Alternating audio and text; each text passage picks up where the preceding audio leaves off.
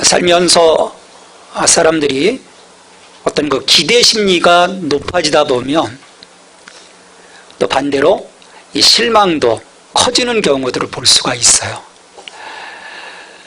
왜냐하면 우리 생각처럼 일들이 진행되는 것이 결코 아니기 때문이죠.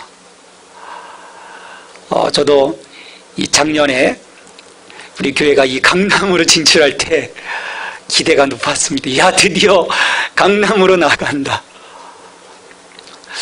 구름대처럼 사람들이 몰려들진 않더라도 사람들이 오지 않을까. 근데 그런 일들은 일어나지 않아요. 우리의 그 생각처럼 모든 것들이 진행될 수 있다면 얼마나 좋을까. 우리가 기대했던 것보다 더 높은 어떤 그 결과들이 막 벌어진다면 여러분 행복하지 않겠습니까? 우리나라만 하더라도 4년 전 18대 대통령이 당선되고 취임할 때만 해도 그래도 많은 사람들이 기대를 했어요. 뭐 전 국민이 기대한 것은 아니지만 많은 사람들이 기대했지만 이처럼 중도에 탄핵까지 당하고 그 국민들을 실망시킬 것을 생각했던 사람이 누가 있었겠습니까? 굉장한 어떤 좋은 결과를 가지고 이제 퇴임할 것이다라고 기대했겠죠. 며칠 전 신문을 봤어요. 신문에 보니까 우리 한국에서 제일 위험한 직업이 무엇인지를 이야기를 했어요. 여러분 뭘 것 같습니까? 우리 한국에서 제일 위험한 직업.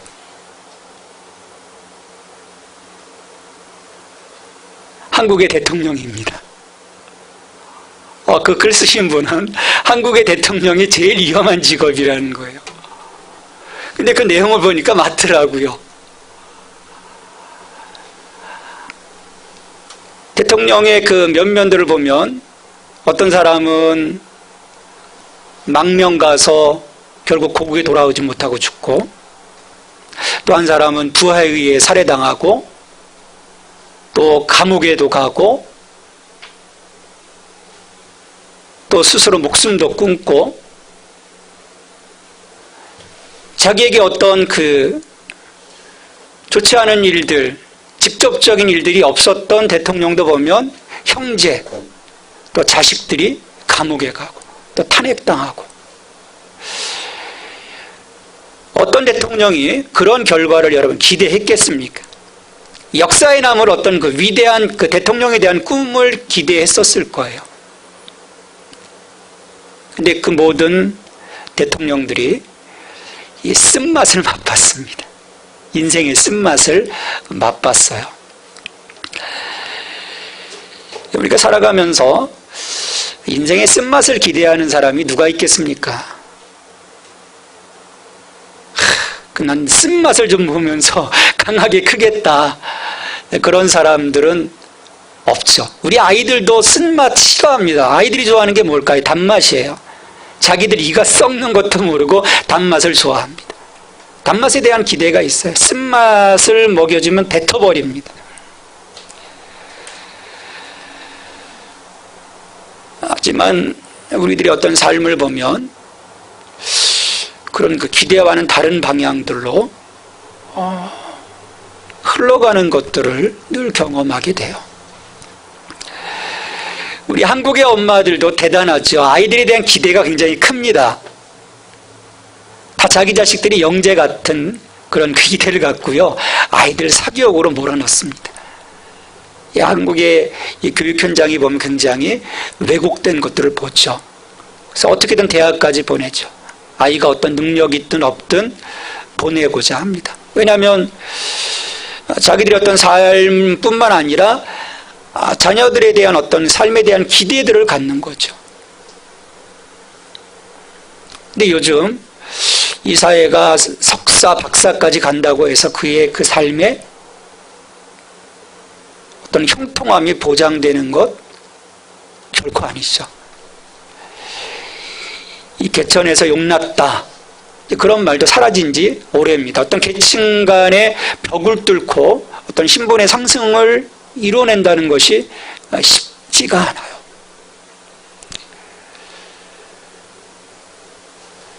누가 그런 삶을 기대하겠습니까? 지지부진한 삶, 어떤 쓴맛과 같은 삶. 사람들은 그런 기대들을 가지고 가다가 특히 요즘 젊은 세대들 보면 3포 세대, 5포 세대, 7포 세대 포기하는 거예요. 삶에 대한 어떤 포기들.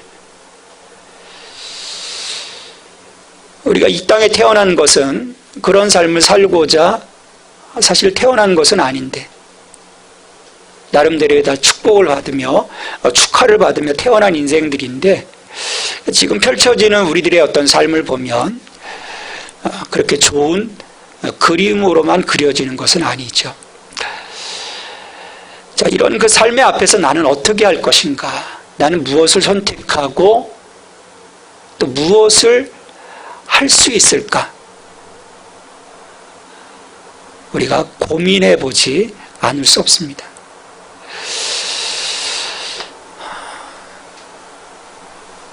우리 이 고민에 어떤 그 도움을 주는 이 민족이 이제 이스라엘이에요. 어떻게 보면 어떤 우리들의 어떤 삶의 방향, 우리들의 어떤 그 신앙의 방향을 좀 잡아줄 수 있는 모델이 되는 것이 이스라엘 백성들입니다. 왜냐하면 이스라엘 백성들의 어떤 역사를 보면 이 기대 심리와 이 실망 심리 사이에서 정말 그 굉장한 너를 띠는 그런 민족이에요. 오늘 어떤 우리들의 모습을 좀 투영해 볼 수 있는 거죠. 자, 이스라엘 민족이 430여 년간 애굽에서 노예 생활을 하게 되죠. 그건 한 200여 년 정도 이제 노예 생활을 하게 됩니다. 그들의 어려움 속에서 이제 하나님께 부르짖죠. 그 하나님께서 이 이스라엘의 이 부르짖음을 들으시고 이들을 구원해 내십니다. 그래서 10가지의 재앙으로 바로를 무력화시키고 또 홍해를 가르시고 이스라엘 백성들이 건너가도록 하고 이 이집트에 추격해오는 이집트의 군사는 또 홍해에 수장을 시키시고 하나님에 대한 그 기대를 이스라엘 백성들이 가졌겠습니까? 안 가졌겠습니까? 가질 수밖에 없는 거예요.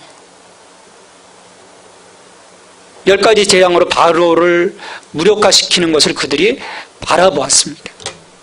그들이 살고 있었던 이 고센 지역과 그 이집트 사람들이 사는 그 지역에 어떤 그 재난들이 임하지 않는 것들을 이스라엘 백성들은 보았어요. 또 홍해를 가르시는 하나님을 보았고 거기에 이집트의 군사들을 다 수장시키시는 하나님을 보았습니다.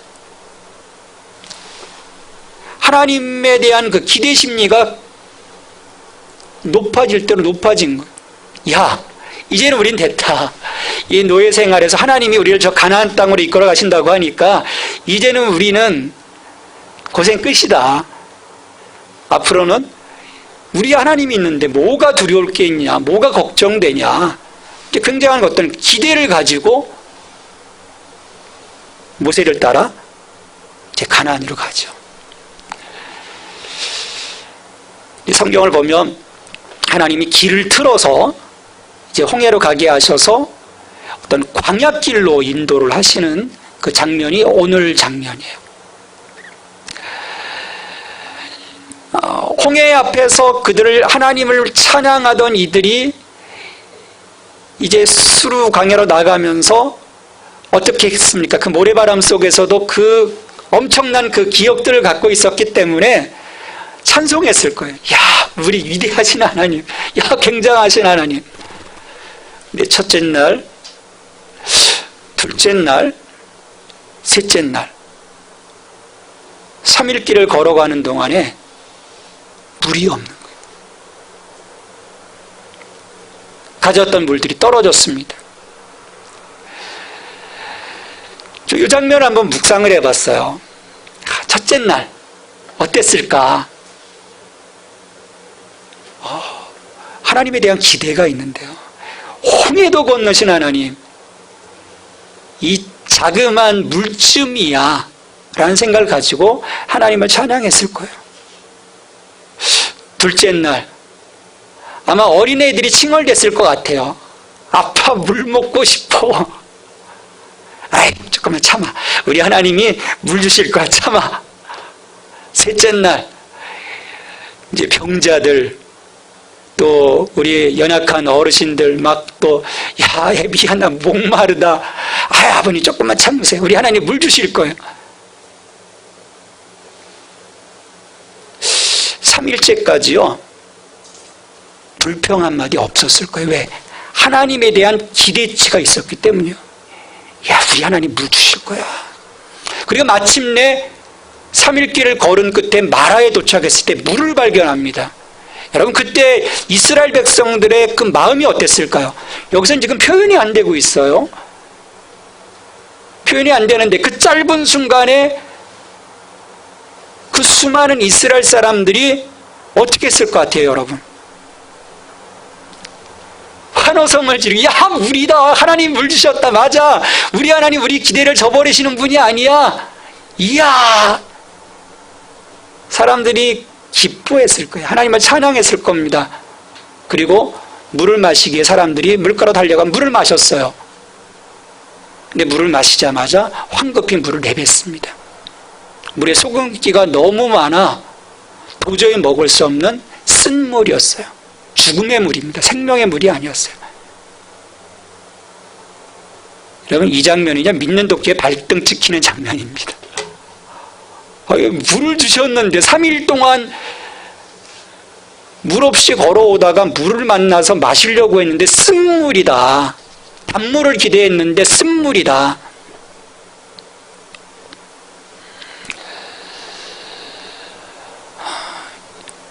여러분 뭔가 좀 이상하지 않습니까? 뭔가 이상하지 않아요? 왜 하나님이 3일 동안 물 없이 걸어왔는데 왜 먹을 물이 아니라 쓴 물을 주셨을까? 이스라엘 백성들의 그 기대를 단번에 무너뜨리시는 하나님의 행동이에요.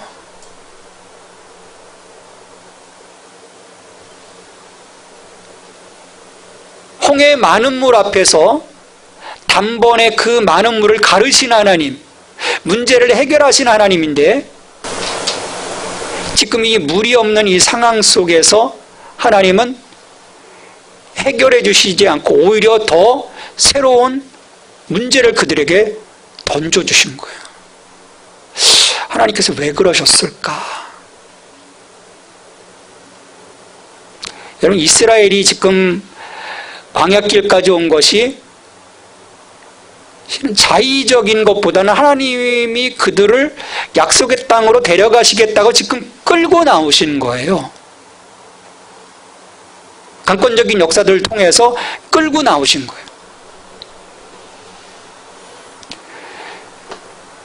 구원하심이 하나님의 주권에 있습니다. 그렇다면 하나님이 우리를 자녀사로 불러주셨고 이 신앙의 길을 걸어가게 한다면 여러분 그 길은 어떤 길이어야 합니까? 복된 길이어야 되겠죠. 그런데 그 길이 아닌 거예요. 하나님께서 왜 무엇 때문에 지금 이 길로 이끌어 오셨을까? 하나님은 지금 무슨 의도를 가지시고 이 길로 우리를 이끌어 가시는 걸까? 우리가 이 장면에서 깊이 묵상할 수 있어야 할 것 같습니다. 그렇지 않으면요, 그냥 변덕스러운 하나님, 괴팍한 하나님으로 우리가 그칠 수 있는 거예요.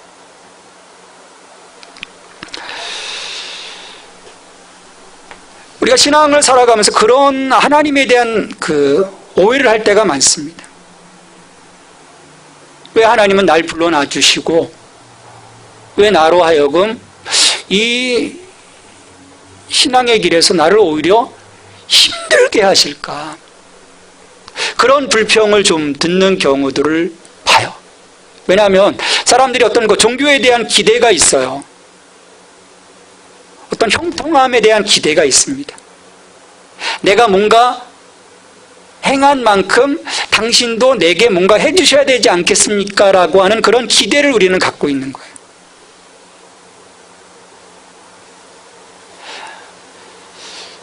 근데 또 실은 보면 신명기에서 보면 하나님은 그런 또 기대를 또 우리에게 약속해 주셨어요. 너희가 내 말을 듣고 지켜 행하면 너희가 들어가도 복을 받고 나가도 복을 받을 것이다. 이미 그 기대 심리를 높여놓은 거예요. 우리가 뭔가 하면 하나님 복 주신데, 내 실상을 보면 내가 기대하지 않았던 어떤 그 불편한 광야로 우리들의 삶을 이끌어 가시는 것들을 우리가 수없이 경험하게 된다는 거죠. 하나님은 무엇을 의도하시는 걸까?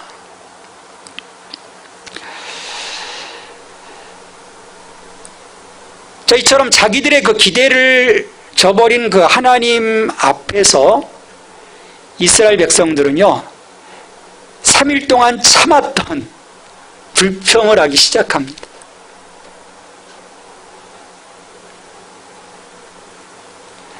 3일 잘 참은 거죠. 근데 기대했던 물이 마실 수 없는 쓴물이라는 사실 앞에서 이제 불평을 틀어놓는 거예요. 모세를 향해서 원망을 합니다. 24절에 보면 우리가 무엇을 마실까? 이게 쓴물인데 어떻게 마실 수 있냐? 이게 우리는 무엇을 마실까? 우리 목말라 죽겠는데.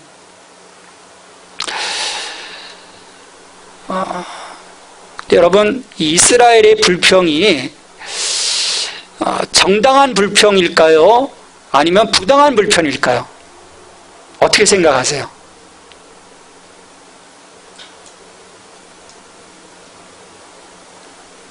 어떻게 보면 정당한 불평이에요. 왜냐하면 물이라고 하는 것은 생존과 관련된 겁니다. 지금 3일 동안 물을 먹지 못했어요. 그것도 광야에서. 그 성지순례를 하면서 이 이스라엘 백성들이 그 지나갔다고 하는 그 여정을 경험해 본 적이 있어요. 그 광야 가운데로 나가니까요, 너무 더운, 야, 이 태양볕에서 3일간 물 없이 걸어간다? 쉽지 않은 거죠. 어떻게 보면 그냥 당연한 거예요. 당연한 불평일 수 있습니다. 우리가 10분 이해할 수 있어요. 근데 여기서 문제가 된 것은요, 무엇을 마실까? 그런 그 기본적인 불평에 대한 문제가 아닙니다. 여기서의 문제, 정말 중요한 문제는 뭘까요? 그들이 이스라엘 백성들을 향해서 그 이전에, 이미 그 3일 전에 행하셨던 하나님의 그 놀라운 일들을 그들이 기억하지 못했다는 것, 또 애굽에서, 이집트에서 하나님이 어떻게 그들을 모아서 출애굽하게 하셨는지를 그들이 순간 기억하지 않았더라는 거예요. 자기의 그 자그마한 불편 때문에 그들이 갖고 있어야 될 그 하나님에 대한 신뢰의 마음을 내려놨다는 것이 이 본문에서는 문제라고 이야기를 하는 것입니다.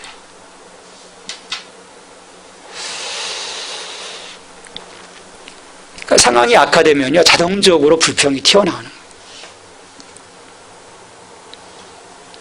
뭐가 문제에 직면하면 자동적으로 하나님에 대한 믿음 없음이고 하나님을 신뢰하지 못하는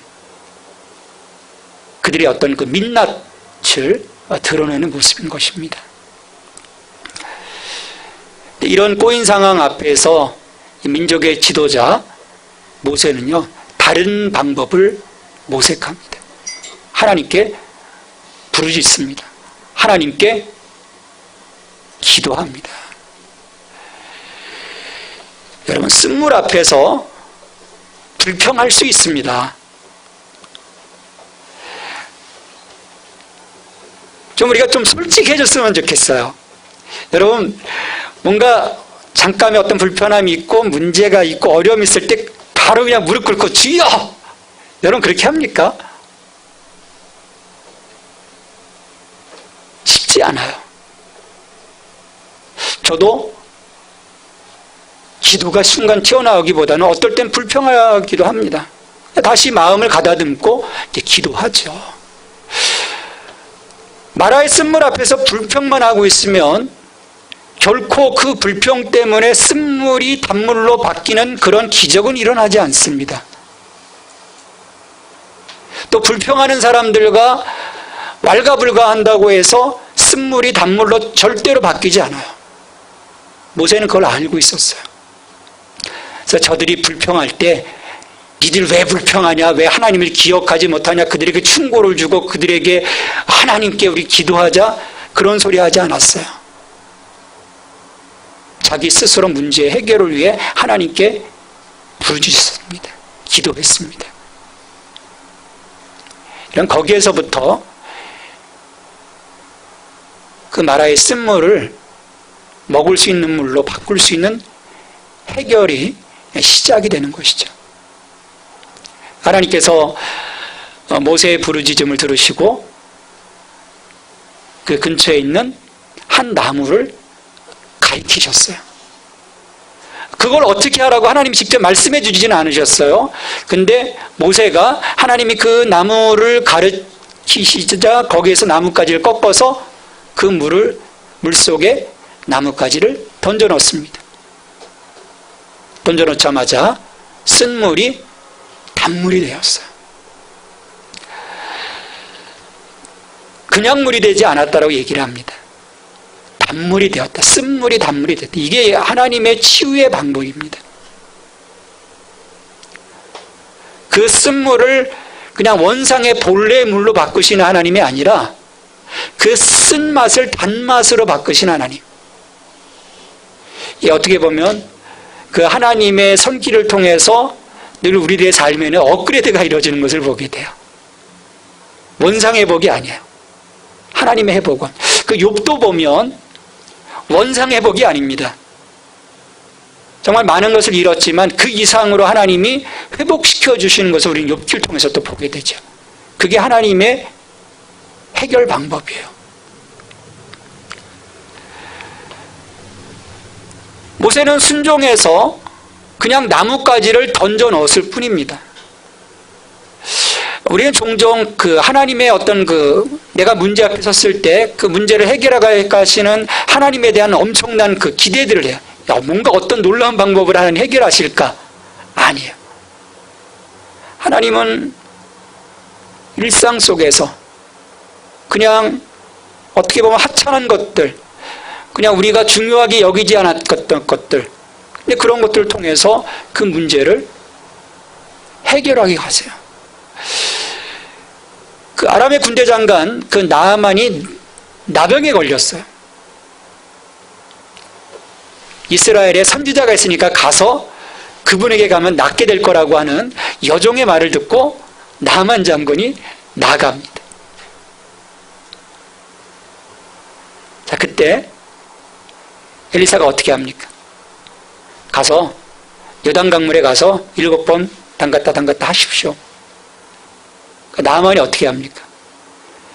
야, 그 요단강 더러운 물, 우리나라에 저 요단강물보다 더 좋은 물들이 많은데 거기 가서 내가 담갔지, 내가 왜 그런 그 하찮은 일을 하느냐? 불평하며 가지 않습니다. 옆에서 종이 말하죠. 그럼 못합니까? 그게 못할 일입니까? 이 말은 믿져야 본전인데 가서 한번 해보십시오. 하나님이 우리에게 요구하시는 순종은요, 엄청난 것을 요구하지 않으세요. 하나님이 모세에게 나뭇가지를 가리키셨을 때 모세는 그냥 그것을 꺾어서 던졌을 뿐이에요. 여러분, 이게 순종입니다. 하나님, 이 쓴물이 저 나뭇가지 꺾어서 여기 던진다고 해가지고 어떻게 쓴물이 먹을 물이 될 수 있겠습니까? 라고 하는 그 순간에 우리의 해결점은 사라지게 됩니다. 그게 하나님의 방법이에요. 사소한 것, 내가 쉽게 할 수 있는 것, 내가 작게 여길 수 있는 것, 내가 애게게 할 수 있는 그 정도의 것들을 가지시고 하나님은 내게 순종하는 걸 요구하세요. 근데 우리는 그걸 못해요. 왜냐하면 하나님 그거 가지고 되겠어요? 라고 하는 그런 그 마음들이 우리 가운데 있기 때문입니다.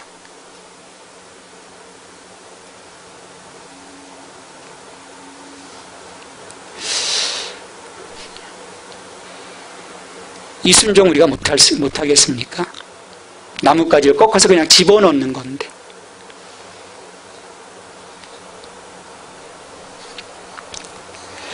이처럼 모세의 기도와 이 하나님의 응답, 그리고 이 해결책에 대한 순종으로 쓴물이 이 단물로 바뀐 것은요, 굉장히 중요한 의미를 갖고 있어요. 우리 하나님이 우리 인생의 쓴맛을 단맛으로 바꾸어 줄 수 있다라고 하는 확신을 주는 상징이기 때문입니다.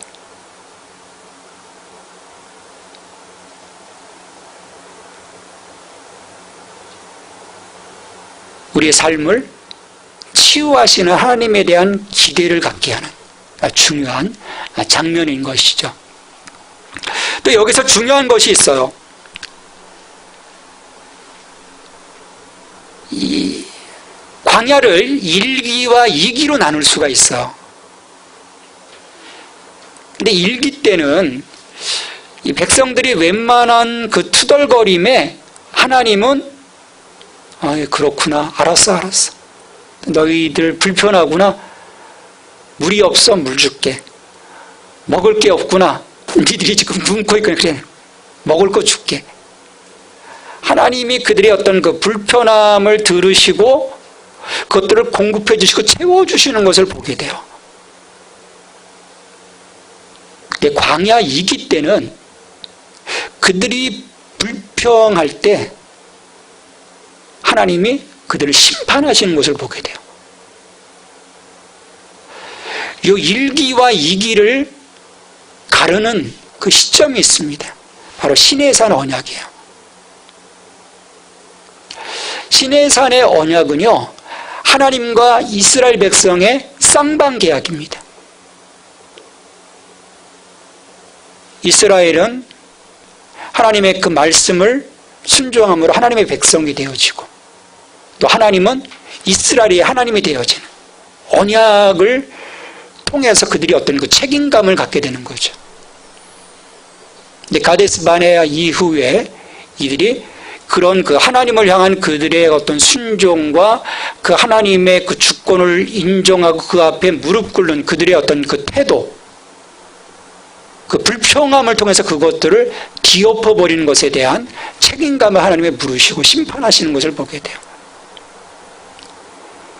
그러니까 뭐냐면 우리의 그 불평함이 구원받은 이후 그 갓난아기와 같은 어떤 신앙의 그 초보의 단계에서는 하나님이 들어주시지만요, 내가 성숙함을 이루어 어느 정도 내가 하나님 앞에 나의 삶을 온전히 세워가야 할 그 시점에서는요, 하나님이 그런 그 나의 거역, 나의 불평, 나의 불만, 나의 불신, 여기에 대해서 책임을 물으신다라는 거예요. 근데 우리가 약할 때, 갓난아기와 같은 그 신앙의 삶에 있을 때 그 책임을 물으신다면 그냥 하나님의 어떤 정당성이 무너지는 거죠. 그러니까 은혜의 시기 때라는 거예요. 지금 이 광야에 처음 들어가서 하나님이 이들을 이끌어 가신 이 시기는 은혜의 시기라는 거죠. 그 은혜의 시기 때는 하나님이 채워주시는 거예요. 그들의 불평도 들어주시고. 근데 이 과정에서 오늘 이 출애굽기의 기자는요, 중요한 단어를 사용하기 시작합니다. 하나님이 이스라엘을 이곳에서 시험하사라는 말을 쓰세요. 하나님이 이스라엘 백성을 광야로 이끌어 가신 이유가 여기에 있습니다. 시험하사. 구원받은 이후 그들이 하나님을 찬양하고 왕이신 그 하나님께 자신들의 그 모든 그 삶의 주권을 올려드리는 그들의 어떤 그 고백들이 삶에서 실천적으로 순종되어지고 있는지를 하나님은 확인하시고 그것들을 보시기 원하시는 거예요. 이건 아브라함에게 이삭을 내게 바치라고 하는 사건과 맥락을 같이 합니다. 아브라함이 순종해서 이삭을 바치려고 하지 않습니까? 야, 이제 내가 알겠다. 아들까지 바치면서 나를 사랑하는 줄 내가 알겠다라고 말씀하셨던 것처럼 말로서뿐만 아니라 그들이 어떤 그 삶의 그 불편함의 자리, 그 민낯이 드러나는 그 광야의 자리에 들어가서 그 어려운 그 삶의 현장 속에서 그들이 하나님과 어떤 관계들을 맺어가는지를 하나님은 확인하시기 원하는 거예요. 근데 1차 시험에서 어떻게 됩니까? 그들의 민낯이 그대로 드러나죠. 불평합니다. 물론 불평할 수 있죠. 이런 시험들이 우리의 그 삶에서 나의 마음을 확인해 보시는 하나님의 이러한 그 과정들이 거듭되다 어느 시점부터는 하나님이 우리의 책임을 물으신다라고 하는 것을 우리는 기억해야 합니다. 언제까지 은혜가 아니라는 거예요. 나의 성숙함을 하나님께 드려야 되는 시점이 우리에게 요구된다라는 거죠. 자, 하나님께서 이처럼 이스라엘 백성들을 시험하시면서 그들에게 말씀을 주십니다. 너희들이 내 말에 순종하면 내가 너희를 치료하겠다. 결국 이건 뭐냐면 쓴물을 단물로 바꾸는 이 하나님의 행동을요, 치유의 사건으로 본 거예요. 하나님이 치유하신 하나님입니다. 너희가 그 불평함과 그 불신의 그 자리에 서 있는 것이 아니라 비록 내게 좀 불편하지만 그 광야가 또 마라의 쓴물이 내게 좀 어려움을 주지만 그 상황 속에서 내가 하나님을 바라고 하나님이 이것들을 어떻게 해결하실 것인지에 대한 그 마음을 올려드리고 내가 그 앞에 무릎 꿇었을 때 하나님은 그 상황들을 역전시켜 주시고 너의 삶을 쓴맛에서 단맛으로 치유해 주시겠다라고 하시는 하나님의 언약인 것입니다. 이건 뭐냐면 순종하면 치유해 주시겠지만 불순종하면 치유는 없다라고 하는 말씀과 같은 거예요.